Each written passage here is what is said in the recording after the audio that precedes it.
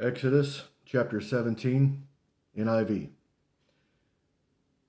The whole Israelite community set out from the desert of Sin, traveling from place to place as the Lord commanded. They camped at Rephidim. There was no water for the people to drink.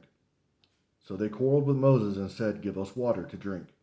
Moses replied, "Why do you quarrel with me? Why do you put the Lord to test?" But the people were thirsty for water there, and they grumbled against Moses.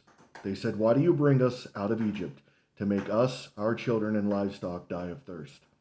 Then Moses cried out to the Lord, "What am I to do with these people? They are almost ready to stone me." The Lord answered Moses, "Go out in front of the people, take with you some of the elders of Israel, and take in your hand the staff which you struck the Nile, and go. I will stand there before you by the rock at Horeb. Strike the rock, and water will come out of it for the people to drink." So Moses did this in the sight of the elders of Israel, and he called the place Massah and Meribah, because the Israelites quarreled, and because they tested the Lord, saying, "Is the Lord among us or not?" The Amalekites came and attacked the Israelites at Rephidim. Moses said to Joshua, "Choose some of our men and go out to fight the Amalekites.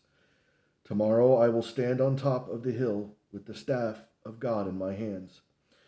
So Joshua fought the Amalekites, and Moses had ordered, as Moses had ordered. And Moses, Aaron, and Hur went up to the top of the hill. As long as Moses held up his hands, the Israelites were winning, but whenever he lowered his hands, the Amalekites were winning. When Moses' hands grew tired, they took a stone and put it under him, and he sat on it. Aaron and Hur held his hands up, one on one side and one on the other, so that his hands were made steady till sunset. So Joshua overcame the Amalekite army with the sword.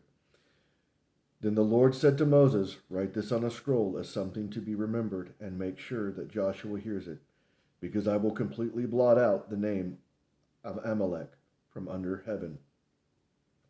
Moses built an altar and called it, "The Lord is my banner."